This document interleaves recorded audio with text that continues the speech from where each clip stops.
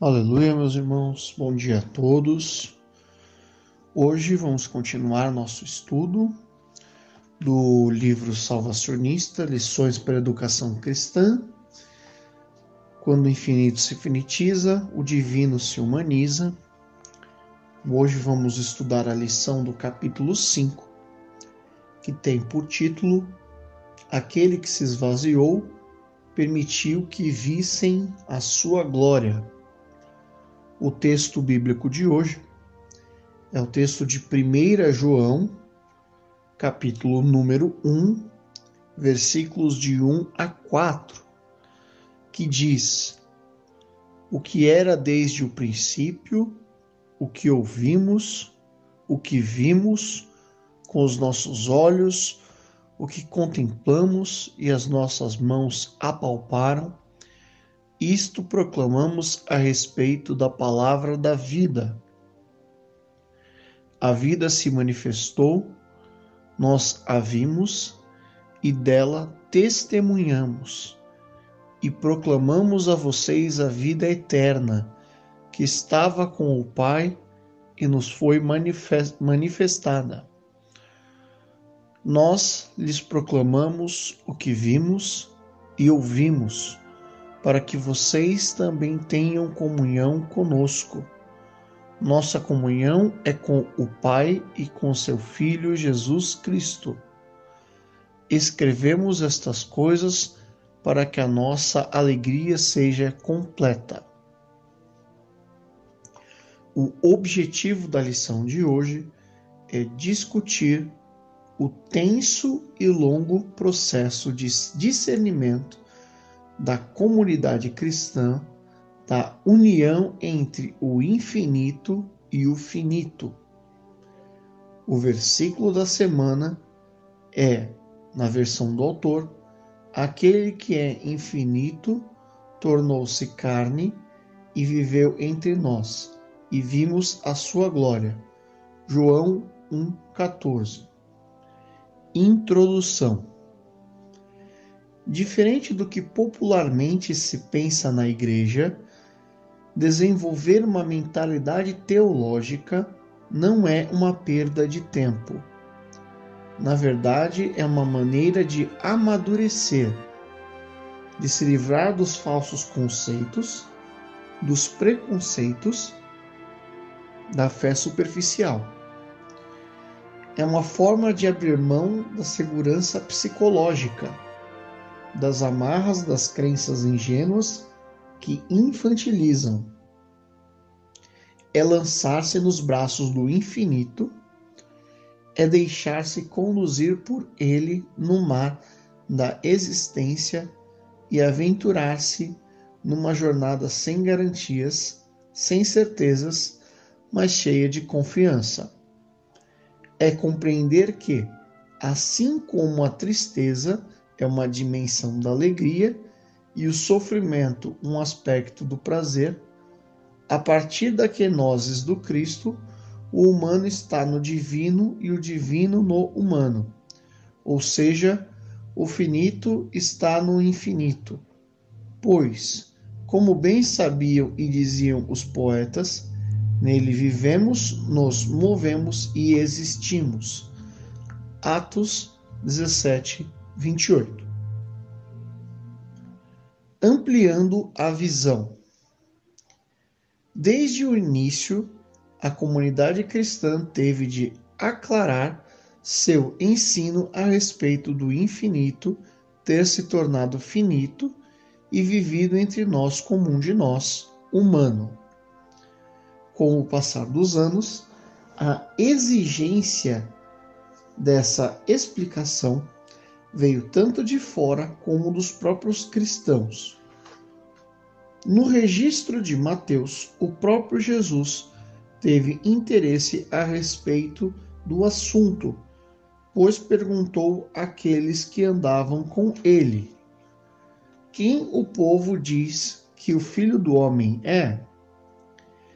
E vocês, o que pensam sobre o assunto? Mateus 16, 13 a 16. Verdade seja dita, ainda hoje os debates continuam, haja vista a quantidade de artigos, livros, seminários e conferências que são publicados e acontecem anualmente.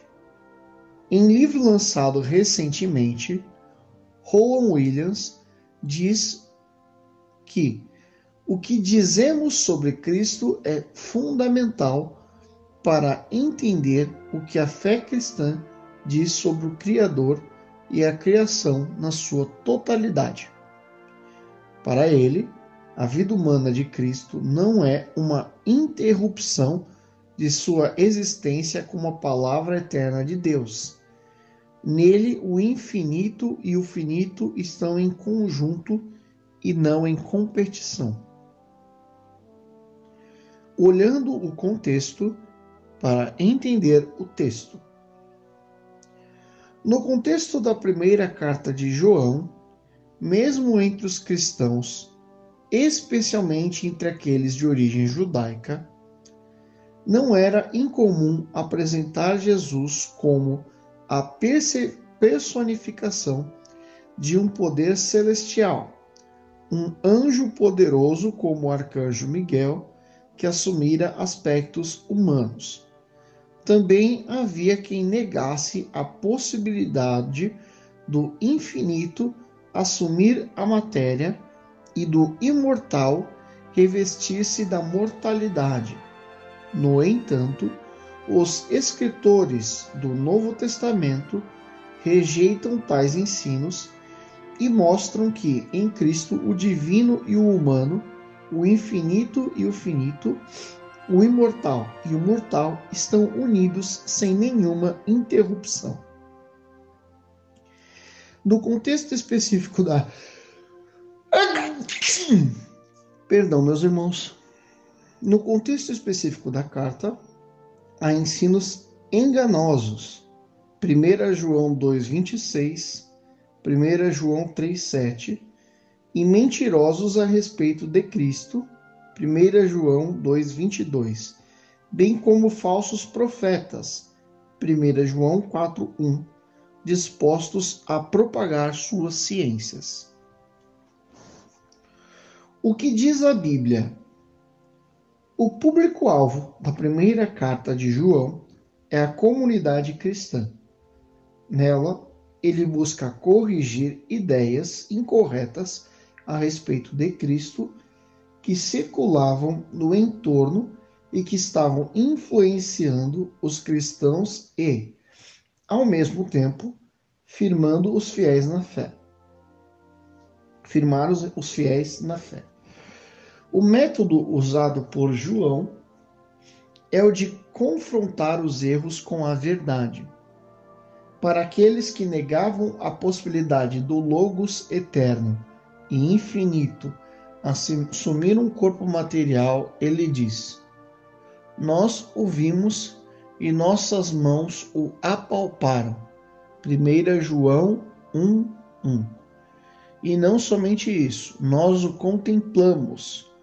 Contemplar é fixar o olhar com admiração, mas ao mesmo tempo indica analisar e observar atentamente.